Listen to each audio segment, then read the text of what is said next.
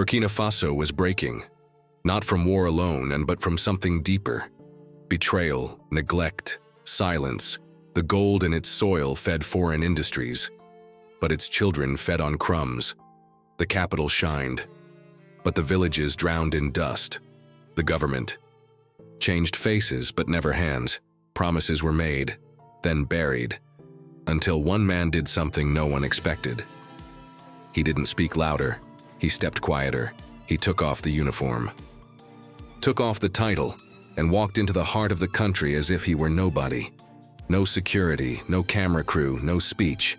Just questions and boots in the mud. Who is really suffering? Who is profiting from it? And what would it take to build a nation that works for its own people? This is not a documentary.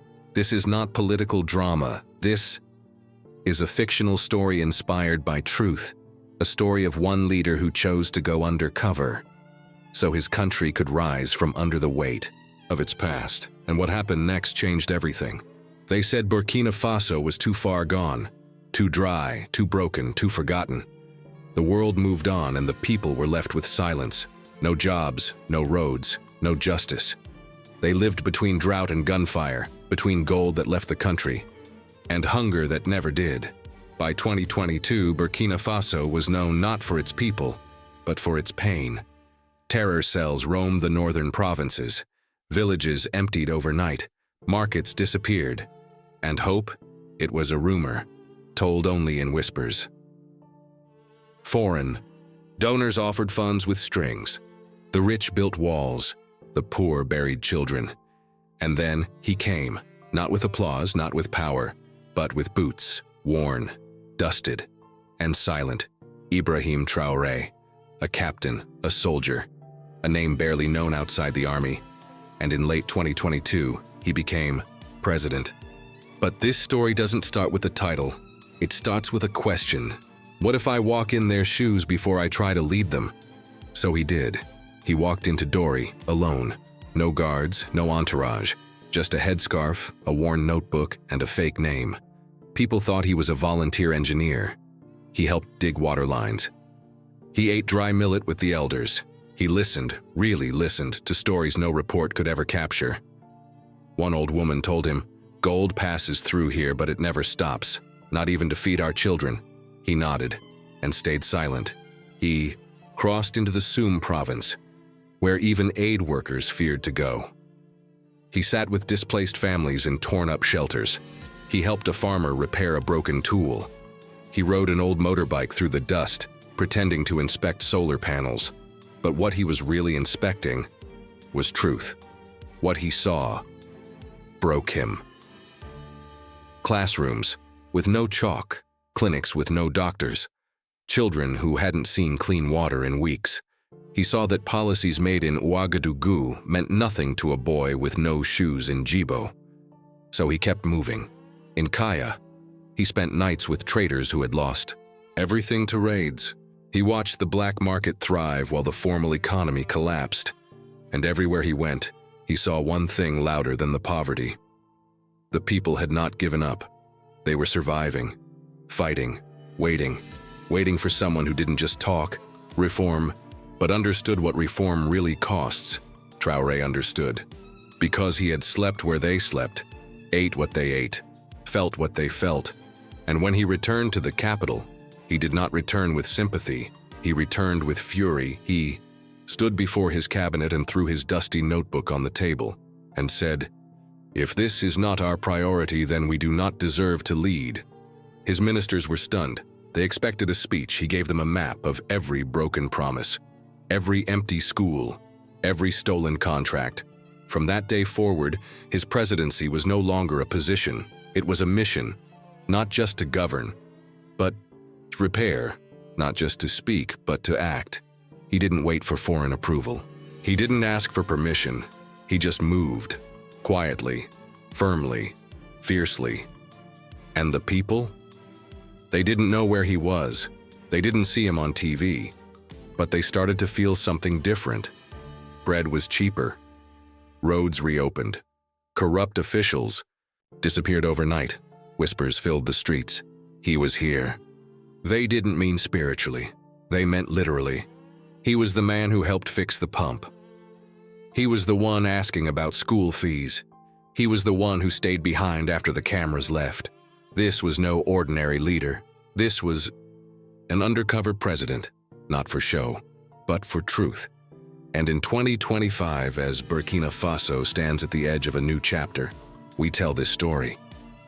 Not to glorify a man, but to remember a moment when power didn't arrive in a suit, but in silence, with questions, with purpose, with resolve. This is the story of the president who came from the shadows to build something the world had stopped believing in, a future. Before there was hope, there was hunger. Before the streets saw progress, they were filled with dust, silence, and fear. This is the Burkina Faso that Ibrahy Trari inherited. Not a land of chaos, but a land abandoned by systems, by contracts, by promises, and at the heart of it all, an economy on the edge of collapse. In 2022, Burkina Faso was one of the world's largest producers of gold, but its people were some of the poorest on earth. The contradiction was staggering. Billions in gold extracted each year. Yet mothers in the north couldn't afford medicine for fever. Children in the Sahel dropped out of school to walk miles for water. Markets stood empty, and entire villages survived off UN food trucks. Burkina Faso had wealth, but it wasn't theirs. Foreign. Companies owned the mines. Foreign banks controlled the currency. Foreign interests shaped the deals. And the government? Too many had played along. Too many had taken their cut and looked the other way. The CFA franc tied to the euro was supposed to offer stability. Instead, it left the country shackled to a monetary system it did not control. Inflation came slowly. Then all at once, a bag of rice that once cost 5,000 francs now cost $9,000. Cooking oil doubled. Bread vanished from shelves. Fuel became a luxury. People lined up for hours only to return home empty-handed. In the rural provinces, Tapoa, Yaga, Udalan, agriculture was dying. Not from laziness, from neglect. Climate shocks ruined harvests. Seeds were overpriced. Irrigation systems were rusted or stolen. And the worst part? Farmers could no longer sell what they grew. Foreign imports, subsidized, cheap, and dumped into local markets, crushed local competition. Burkina Faso didn't just lose food, it lost control. Meanwhile, corruption grew bold. Fake schools on paper, roads that ended mid-construction, health centers with no staff, no beds, no lights. One village near Djibo received 5 million francs for a clinic. The money vanished. The clinic never appeared. When people asked where the funds went, the answer was always the same: c'est compliqué. It's complicated, and in the cities. Even worse, young people in Ouagadougou and Bobo Dioulasso graduated into unemployment. With degrees, but no jobs. With dreams, but no future. So they left. On foot, on buses, on boats. Heading north, heading west, hoping for something better than home. Those who stayed behind, they watched the country fall apart in slow motion, and for years no one came to fix it. Presidents came, ministers changed, aid was pledged, but nothing lasted, nothing touched the ground, and the people, the real people, stopped listening. They stopped voting, stopped believing, stopped waiting. Until one day, something strange happened. They noticed fuel lines shortening. They saw a few roads being fixed. They heard rumors of a man who didn't speak much but listened deeply. A man who ate with them, sweated with them, waited in line beside them. He never said who he was, but some of them knew. Not by name, but by how he made them feel. Seen, heard, respected, that man was Ibrahy Traoré. And what he saw in those first weeks of going undercover stayed with him. It lit a fire in him because Burkina Faso didn't need a hero. It needed a memory, a reminder of what it once was, a vision of what it still could be. He saw that the problem wasn't laziness. It was theft, of land, of dignity, of voice. And he decided If the economy was a house built on sand, then it was. Time to tear it down, not tomorrow, not next year. Now this was before the fire. But the matches were already in his hand. The day Ibrahim Traoré began his economic reforms, he didn't walk into a boardroom. He walked into a gold mine, not to tour, to confront Essakani, Taparko, Bisa. He knew the names, he knew the numbers, and he knew the truth. Gold was pouring out of Burkina Faso, but none of it was feeding the people. So he made a decision, one that would define his presidency. No more secret contracts, no more backroom deals, no more 90-10 profit splits favoring foreign companies. He called for a national audit of every mining license. Some ministers objected. Donors raised eyebrows. Consultants warned him, "You'll spook the market." But Traoré wasn't trying to please markets. He was trying to rebuild a nation, so he went further. He paused several major mining operations, pending full transparency. He mandated that 40% of royalties be reinvested in local infrastructure, schools, clinics, water, in the provinces closest to the mines. If you dig gold here, you feed the people here. Simple, uncompromising, unprecedented, and he didn't stop there. He looked to the farms, to the dusty fields of Bama, the dry lands of Yako, the abandoned rice terraces near Banfora. Farmers were working harder and earning less. Why? Because they were competing against foreign imports, heavily subsidized, artificially cheap. So Traoré took the risk. He cut rice import quotas by 25% and launched a food independence initiative called Faso Feeds Faso. He poured emergency funds into seed banks, restored irrigation channels, and gave direct market access to rural co-ops. At the same time, he canceled luxury government purchases. No more new SUVs, no more lavish state dinners, no more overseas retreats for ministry staff. The money? Redirected to fertilizer subsidies, from red carpets to red soil. His cabinet? Split. Some backed him with fire, others resigned in silence. But Traoré kept moving. He ordered the creation of a digital ledger, an open database where every government expense could be tracked publicly. It was the first of its kind in the region. Some called it radical, others called it reckless, but the people called it something else. Real, because they began to see it, not in headlines, but in their hands.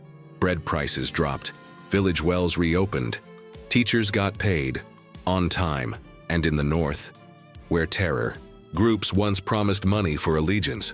Now the state delivered rice instead, quietly, efficiently, consistently. But change never comes free. The backlash was swift. Foreign investors threatened lawsuits. ECOWAS issued warnings, and within weeks the local elite began fighting back. Fuel shortages mysteriously appeared. Sabotage hit rural supply routes. Rumors flooded the capital. He's too young. He's isolating us. He won't last the year. Traoré didn't flinch. He'd seen worse. He'd survived bullets. This was just noise. Instead of retreating, he pushed further. He created a mobile presidential office, moving between provinces weekly. He visited warehouses at 2 a.m. He checked school meal programs unannounced. And he didn't wear a suit. He wore the same dusty boots from his first undercover trip to Dori. The same stare. The same mission. One farmer said, "He may be president, but he still walks like one of us." That wasn't a compliment. It was a revolution. Because for decades, Burkina Faso had leaders who flew above the people. Now they had one who walked beside them. And yet, the pressure grew. A former finance minister called him a destabilizer. An international bank threatened to freeze loans. But Traoré stayed the course. He once told his team, "Let them pull the money. We'll build without them." And he meant it. Because his bet wasn't on aid. It was on the people. He believed that if you gave Burkina the tools, they'd build something no one else could, and they did. Not all at once. Not without stumbles, but with purpose, with pride, with power. It was shock therapy. And it was working. Every revolution draws fire. and not always from across the border. Sometimes the enemy is sitting at the same table. By mid-2023, Ibrahim Traoré had become a problem, not for the people, but for those who had always lived above them. He had touched too much, uncovered too many lies, cut too many deals, blocked too many hands from reaching the treasury. The reaction came fast. Fuel tankers delayed by accident. Foreign consultants suddenly pulled out. Projects mysteriously stalled. And in the shadows, threats whispered, like wind through the Sahel. One advisor was followed for weeks. Another's home was broken into. A provincial governor disappeared for 48 hours, then returned, silent and shaken. The message was clear: back off. But Traoré didn't. He pushed harder. He ordered a full review of defense spending, discovered ghost soldiers, names on payrolls that didn't exist. He redirected millions from security budgets into local protection units run by village elders, and that made him dangerous, because corruption wasn't just about cash, it was about control. And suddenly, Traoré was uncontrollable. One leaked memo from a regional banker described him as a populist force disrupting stability. But stability for who? For the diplomats with driver convoys? For the ministers with offshore accounts? For the contractors building roads that vanish in the rain? No, Traoré was building a different kind of stability.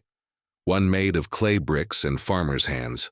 One that didn't need handshakes in Geneva to justify a school in Zorgo. But not everyone wanted that kind of future.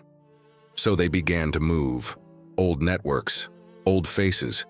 They returned, behind closed doors, in lavish homes, in expensive restaurants, in Ouagadougou, plotting, strategizing, waiting. Meanwhile, in the public eye, things got messy. Power cuts increased. Market prices spiked overnight. Opposition figures held press conferences denouncing mismanagement. One called Traoré's reforms a mirage built on dust. The international media picked it up. Burkina Faso's populist gamble failing? Too fast, too soon? Inside the palace, Traoré didn't raise his voice. He raised his standards. Ministers were summoned at midnight to explain missing project timelines. Regional administrators were rotated without warning. He demanded receipts. He demanded proof. He demanded results. And for that, he gained enemies, not just in suits, but in uniform. There were whispers of another coup, of a necessary correction, of generals waiting for the right moment. And yet, Traoré stayed calm. He changed phone numbers weekly.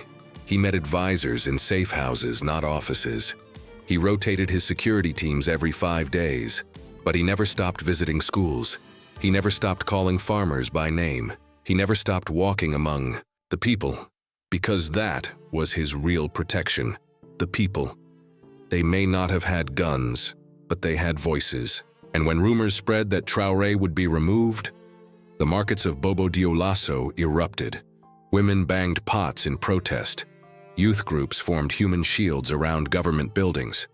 They said, if he falls, we fall with him.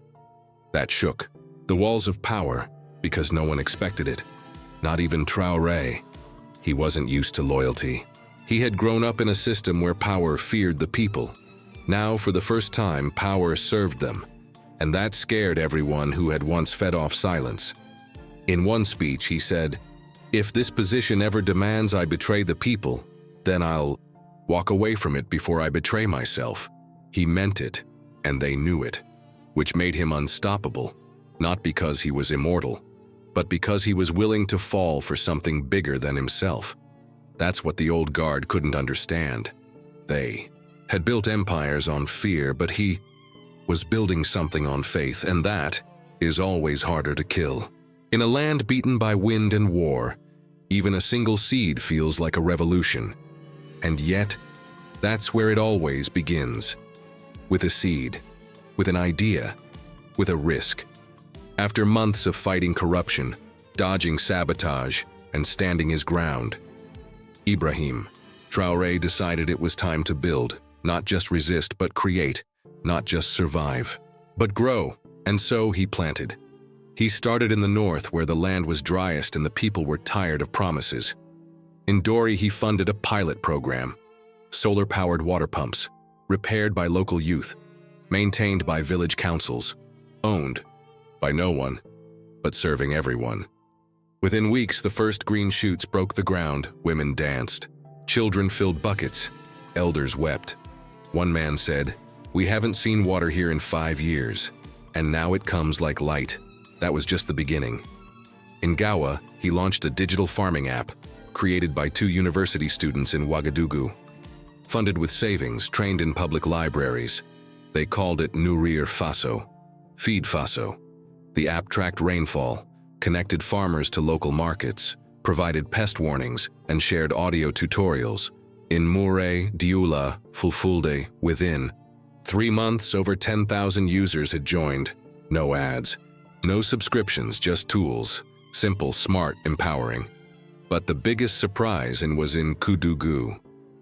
There, Trari backed an idea so bold it sounded like science fiction, D-printed prosthetics. A small workshop, 3 engineers, 1 donated printer, and a mission to give limbs back to children maimed by conflict. Within 6 weeks, they had made 24. Each one cost under $15, each one changed a life. One girl, age 11, danced again for the first time in 2 years. Her mother cried for hours. Not from grief, from gratitude. And still, Traoré didn't announce these things. No press releases, no media. He called them quiet victories. Because in Burkina Faso, loud promises had already broken too many hearts. He wanted roots, not headlines. So, he kept planting. Mobile clinics in Saba, night schools in Fata, cooperatives run by widows in Ouahigouya, and behind each project were local hands. He didn't import solutions. He asked, listened, invested. He believed something no leader had dared say before. Our people don't need saving, they need trusting. That philosophy spread. A wave of micro-entrepreneurs rose. Girls fixing solar panels, boys coding in refurbished shipping containers, mothers building eco-stoves from recycled clay. They didn't wait for NGOs. They didn't beg for aid. They moved. Because for the first time, someone believed in them, and that belief became contagious. In Bobo Dioulasso, a teenager started a podcast about village inventions. In Tenkodogo, an elder launched a mentoring circle for youth afraid to speak, and in every corner of the country the same sentence echoed, "We are not just poor, we are capable." It wasn't perfect. Some projects failed, some tech broke, some ideas never reached the people. But no one gave up, because they weren't just building things. They were building dignity, and dignity has no expiration date. Traoré once told his team, "I'm not here to be remembered. I'm here to remind." Remind. The country that hope isn't a speech, it's a shovel in the dirt, a girl in a classroom, a child with a prosthetic leg, smiling into tomorrow. And so, in a land that once knew only dry seasons, seeds began to grow, in the ground, in the mind, in the heart, one root at a time. By 2025, Burkina Faso had changed, not completely, not magically, but undeniably. There were fewer headlines about war, more about work, fewer talks of collapse, more of creation. The economy had grown, modestly, but the pride, it had doubled. You could see it in the streets, streetlights that worked, vendors smiling, children wearing uniforms that actually fit. But beneath the progress, questions remained, because change, real change, is never safe. It comes with backlash. It comes with choices. And in 2025, Burkina Faso stood at a crossroads. One path led forward, more reforms, more local ownership, more independence from donors, and dictation. The other led backward toward the comfort of old deals, old money, old hands on the wheel. The country could feel the tension. Food prices were down, but still fragile. The budget was better balanced, but foreign investment remained cautious. Young people were staying, but jobs couldn't keep up. Some schools now had electricity, others still taught under trees. Traore's policies had lifted thousands, but not yet millions. And the enemies he made, they hadn't gone. They waited. Patient, strategic. For fatigue, for failure, for one wrong move. They said, he can't sustain this. Populism always burns out. The markets will punish him. But Traore didn't fear punishment. He feared something else. Going halfway. He believed that the most dangerous thing was to start a revolution, then stop. So he kept moving. He called for national savings bonds, backed not by banks but by belief. He launched a new partnership with Ghana for cross-border trade built on fair pricing.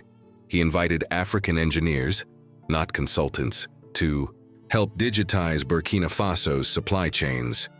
And quietly, people followed. Not all, but enough. A merchant in Ouagadougou started paying employees with mobile credits, no interest. A school in Dédougou began teaching entrepreneurship in Fulfulde. Farmer in Kaya installed a windmill with scraps and YouTube videos. The momentum was real, but the resistance? Still strong. International lenders offered emergency loans, with conditions. Opposition parties rallied behind slogans of stability, which meant, let us go back to the way things were. Even some supporters asked, can he hold this together? Because it wasn't just about one man. It never was. Traore said it best. If this country depends on me alone, then we've already failed. He knew his role. He was a starter, not a savior. He lit a match, others had to carry the fire. So now, in the heat of 2025, Burkina Faso must choose, not between parties, not between policies, but between identities. Do we build a nation where dignity comes first? Or do we return to one where convenience decides everything? Do we finish the road? Or do we sell it before it's paved? Do we bet on ourselves or wait for someone else to invest first?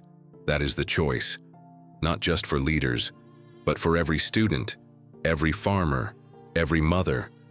Because in this new Burkina Faso, power doesn't just live in palaces, it lives in the classroom, in the market, in the radio station, in the hands that plant, fix, feed. The crossroads is real, and it is now. But one thing is clear. Burkina Faso is no longer asleep. It has seen what's possible. And once people taste agency, they don't forget. They don't go back quietly. Because dignity, once awakened, does not die. And no matter who leads next or what storms may come, the road forward has already begun. And the people, they are walking it. Not every revolution ends with a statue. Some end with silence, with a girl walking to school instead of walking for water, with a father feeding his family without borrowing shame, with a grandmother planting onions under a working light bulb. For the first time in her life, these moments rarely make the news. But in Burkina Faso, they mean everything. Because this is not just a country rebuilding roads. It's rebuilding belief, piece by piece, step by step, voice by voice. And at the center of it all, not a king, not a god, not a celebrity, just a man, a soldier who once held a rifle, and now holds a nation's trust. Ibrahy Traore didn't arrive to be worshipped. He came to work, to fix leaks, to sign papers at midnight, to ask uncomfortable questions in dusty rooms. He came not with promises but presence, not with slogans, but silence, not to be loved, but to be useful. And in a world where leaders often chase applause, he chased something else: accountability, truth, impact. He never said, follow me, he said, build beside me, and people did. They built clinics, apps, bicycles that could charge phones, seed banks in old shipping containers, radio shows that taught accounting in local dialects. They didn't wait for grants, they didn't beg for permission, they moved because he moved first. One mason in Koudougou said, he came here once, took off his shoes before entering the hut, sat on the floor, ate what we ate. That day, I started building faster. That's legacy, not what you leave behind, but what you light up in others, in the girl who now runs her father's stall, in the teacher who now stays after class, in the refugee who opened a bakery on land once covered in ashes. And still, Trari remains humble. He walks without security in places where presidents never go. He shakes hands with people who once cursed the state. He bends down to fix a child's broken sandal before giving a speech, not because it's performative, because it's human, because he knows that revolutions are not built in chambers, they are built in kitchens, in fields, in whispers that say, "We matter." So now, in 2025, Burkina Faso is not perfect, but it is alive. And more importantly, it is awake. It is writing its own story in its own language with its own hands. And the final chapter? Still unwritten, because Traoré's real goal was never to finish the book. It was to hand over the pen to a nation ready to write without fear, to a generation taught not to wait, and to remind us all that power doesn't always roar. Sometimes it whispers, sometimes it plants, sometimes it shows up quietly, and stays long after the cameras leave. Because the best leaders don't build monuments to themselves, they build momentum. And that is still moving, still growing, still walking. In every village, every voice, every seed. The revolution isn't over. It's just become normal.